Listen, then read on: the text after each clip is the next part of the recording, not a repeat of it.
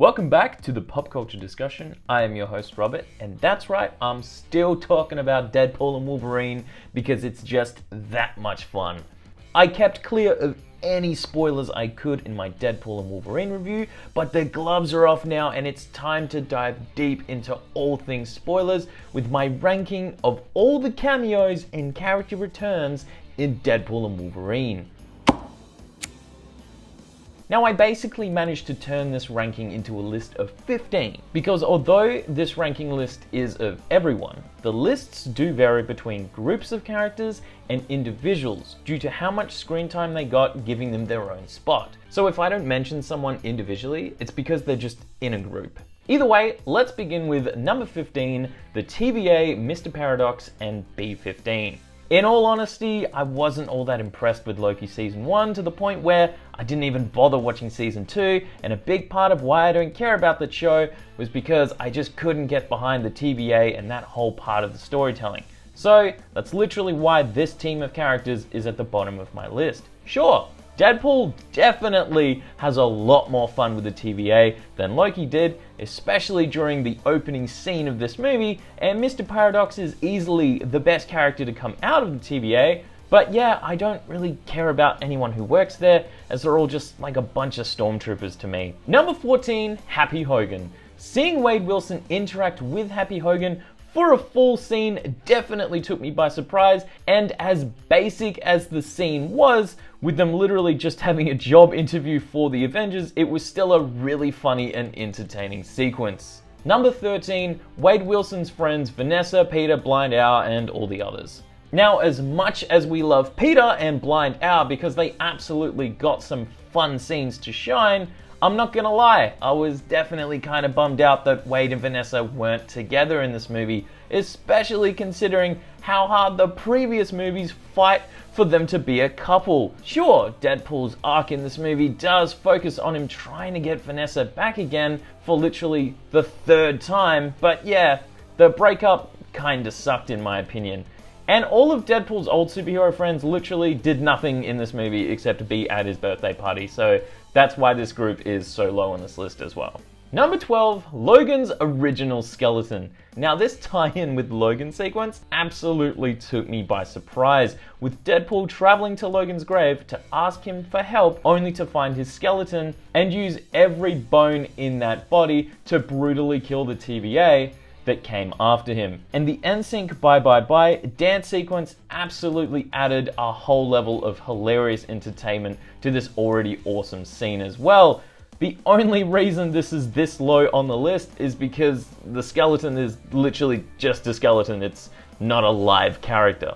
Number 11, the Wolverine variants. Now, each and every Wolverine Deadpool visits for a hot minute while he's trying to find a replacement for our Logan was an absolute top tier pleasant surprise for me. Old Man Logan, Hulk vs. Wolverine, and Cavalvine being the absolute highlights for me out of this bunch. Yes, there were a couple others as well, just those ones were the ones that really stood out for me. And I wasn't expecting any of these extra versions of Hugh Jackman's Wolverine running around, and just seeing Hugh Jackman in all these classic costumes after his wardrobe had been so limited in the past X-Men movies was just fantastic. Plus, we'd all heard rumors about another actor playing a Wolverine variant, and I'm not gonna lie, my money was not on Henry Cavill, so that was a super fun surprise for me. The only reason these Wolverines are on the lower part of the list is because we didn't really get all that much time with them. We just got them for a hot second, and then they attacked Deadpool, and he moved on to the next one. Number 10, Cassandra Nova's army of villains. Now, as big as Cassandra's crew was, Sabretooth, Juggernaut, Pyro, Toad, Psylocke, and the Russian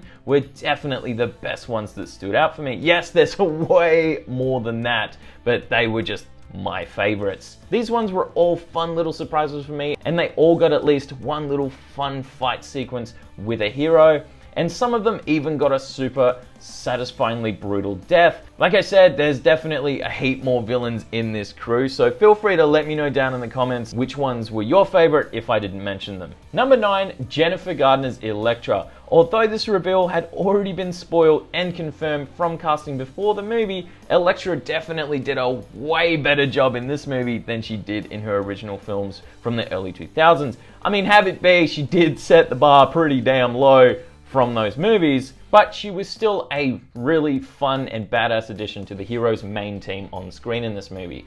Number 8, X-23. Yes, another hero reveal that had been spoiled for us, but this time by the trailers, but was still a really great addition to the hero team in this movie. Seeing a grown-up Laura interact with Hugh Jackman's Wolverine was definitely one of the more emotional parts of the movie, and her action sequences were fantastic. Number 7, Chris Evans' Human Torch. Now this is where the reveals get really good for me, because the second I heard that voice, I knew it was Chris Evans. I just wasn't sure if we were getting a variant of Captain America or the Human Torch, considering he played both of those characters. So seeing Deadpool convinced it's Captain America, only to reveal his disappointment when it's the Human Torch, was such a hilarious joke. Plus, the Human Torch's disturbing death was a great way at showing how intimidating Cassandra Nova is from the get-go. I also loved the post-credit scene with Chris Evans just going on a rant with some of the most crude and diabolical dialogue in this movie. That scene was absolutely hilarious and completely worth sitting through all of the credits for. The only thing that kind of disappointed me about this character was the fact that he was taken down so easily by Pyro, just absorbing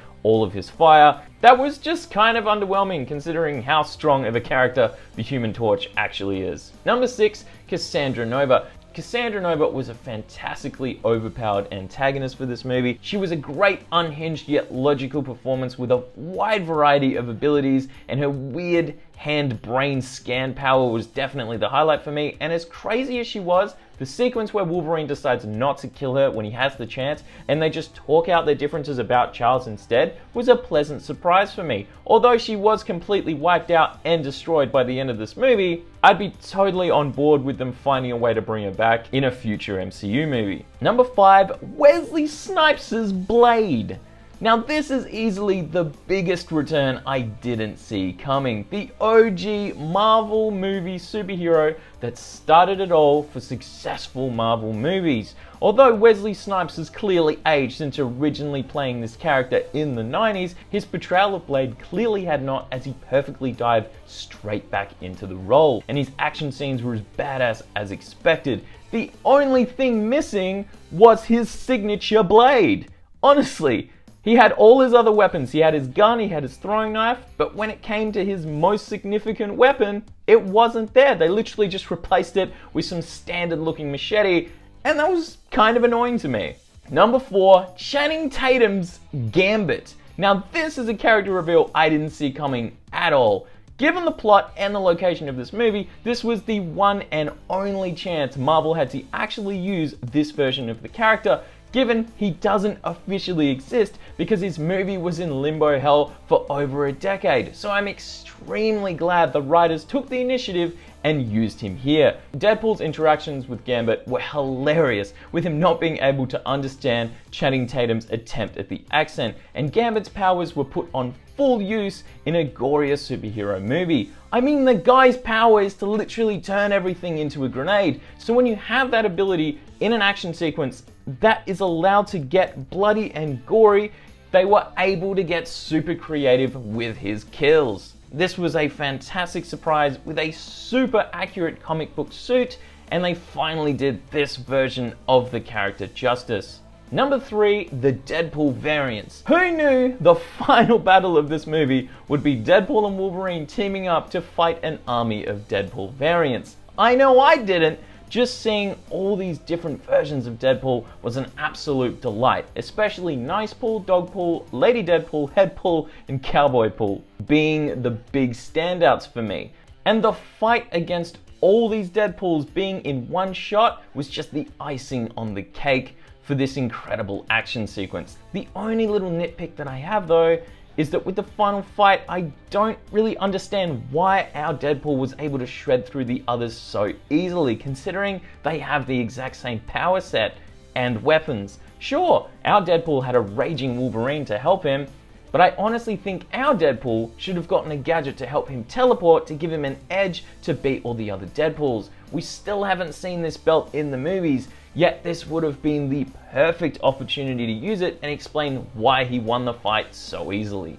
Number 2, Deadpool. The main man himself, Deadpool is always a main highlight in his own movies. but given the freedom he was to destroy the MCU, took him to another level of fun in this movie. His interactions with every single character were absolutely hilarious and extremely memorable, and his action sequences were amazing, full of creative kills and brilliant choreography. Ryan Reynolds is perfect in this role, and he has never let me down in performing it. And at number 1, Wolverine. Now, I said this in my Deadpool and Wolverine review, but I'll say it again. I honestly didn't realize how much I truly missed Hugh Jackman as Wolverine until watching this movie. Not only do we get Jackman as multiple versions of this character that we've already covered in this list, but we get a brand new main variant that is just so entertaining to watch. Hugh Jackman brought a brand new animalistic fighting style and brutal past to this character we had never seen before. And his chemistry with Deadpool was just phenomenal. Not to mention that shirtless scene at the end of the movie, just cementing his position at the number 1 spot on this list.